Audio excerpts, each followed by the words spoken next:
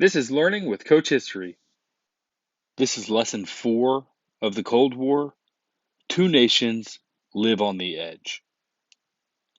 Vocab: H-bomb, arms race, Dwight D. Eisenhower, massive retaliation, mutually assured destruction, John Foster Dulles, brinkmanship, Warsaw Pact, Eisenhower Doctrine, Nikita Khrushchev, Francis Gary Powers, and U-2 incident. The Soviet Union exploded its first atomic bomb in 1949.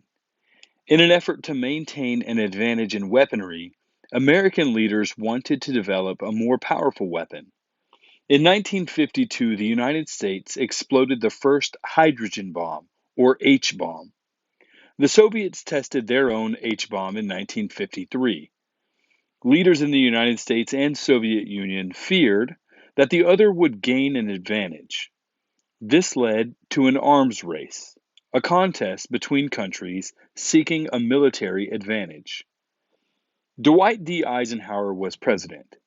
His foreign policy focused on leading in the arms race, which would allow for massive retaliation strategy. He wanted to discourage the Soviets from launching a nuclear offense. He vowed to launch a counterstrike to any attack. With both countries having matching nuclear capabilities, any attack would result in total destruction of both superpowers. So neither country was willing to attack the other. This was the policy of mutually assured destruction. Eisenhower's Secretary of State, John Foster Dulles, was anti-communist. He said that the United States must be prepared to use all of its nuclear weapons against any aggressor. This willingness to go to the edge of all-out war was called brinkmanship. The United States and Soviet Union began making more nuclear weapons. Many Americans feared a nuclear attack. The arms race affected the American economy too. Many weapons were produced, which caused munitions companies to grow. Even President Eisenhower became concerned about increasing defense spending and the growth of these companies. With growing dependency on nuclear arms, President Eisenhower began to rely on the Central Intelligence Agency, the CIA. The CIA used spies to get information abroad. It also carried out covert or secret operations to weaken or overthrow governments unfriendly to the United States. The CIA action involved Iran. In 1951, Iran's prime minister nationalized Iran's oil fields. When Great Britain stopped buying Iranian oil, Iran's economy faltered. Afraid that the Iranians would ask the Soviets for help, the CIA convinced the Shah, or monarch, of Iran to get rid of the prime minister. The Shah turned over control of Iranian oil fields to the West. In 1954, the CIA took action in Guatemala. Eisenhower believed Guatemala was friendly to the communists because it had given acres of American-owned land to peasants. The CIA trained an army that overthrew Guatemala's government. The U.S. government helped many nations fight communism. In Africa and Asia, the United States offered aid to new African and Asian governments to help convince the new countries to form democratic governments. Some of these new nations felt trapped between the United States and the Soviet Union, so they chose to stay unaligned with either country. Other countries were eager to align, however. Governments in Asia, such as the Philippines, Thailand, and Pakistan, joined with the United States, France, Britain, Australia, and New Zealand to fight Soviet domination. Soviet dictator Joseph Stalin died in 1953.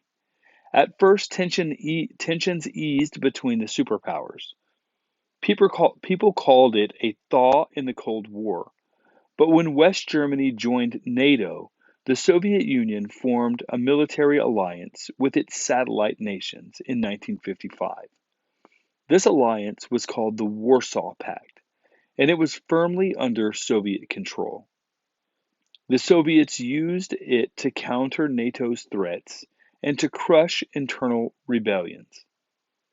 In 1955, the United States and Great Britain agreed to help Egypt build a dam at Aswan on the Nile River. When Egypt's head of government tried to pit the Soviets against the United States, a crisis developed in the Middle East. Egypt seized control of the Suez Canal. The canal was located in Egypt but owned by Britain and France, who had built it. Egypt's leader, Gamal Abdel Nasser, refused to let ships headed for Israel pass through. Britain, France, and Israel then invaded Egypt to take the canal back. Both the United States and the Soviets objected to the use of force to regain the canal. War was prevented when the UN stepped in to stop the fighting. The troops withdrew, and Egypt was able to keep control of the canal. During the crisis, Eisenhower issued a warning known as the Eisenhower Doctrine. It said the United States would defend the Middle East against communist attack. In 1956, the people of Hungary rose in the revolt against the Soviet Union and called for a democratic government. The new government promised free elections. When the Hungarians asked to leave the Warsaw Pact in 1956, Soviet tanks rolled into Hungary. They crushed the reform movement. Many Hungarian reformers were killed, and others fled the country. The United States did nothing to help Hungary because the containment policy did not extend to driving the Soviet Union out of its satellites. The Soviet leader, Nikita Khrushchev, came to power after Stalin's death. Unlike Stalin, he believed communism could triumph through peaceful means. On October 4, 1957, the Soviets leaped into an early lead in the competition for prestige that became known as the space race. They shocked the world by launching Sputnik. It was the first artificial satellite to orbit Earth. American scientists worked hard to catch up. The first attempt to launch a U.S. satellite was a failure when the rocket toppled to the ground.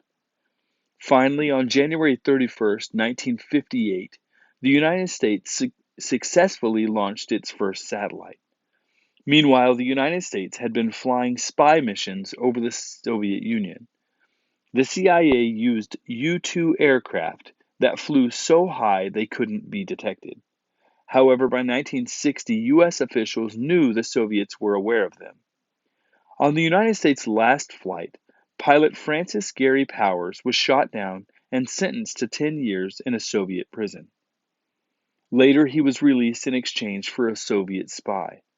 This event, called the U-2 incident, happened right before a meeting between Eisenhower and Khrushchev. At first, Eisenhower denied the U-2 had been spying, but before the meeting, he had to admit it. At the meeting, Khrushchev criticized the United States and walked out. The U-2 incident hurt Eisenhower's ability to deal with the Soviets.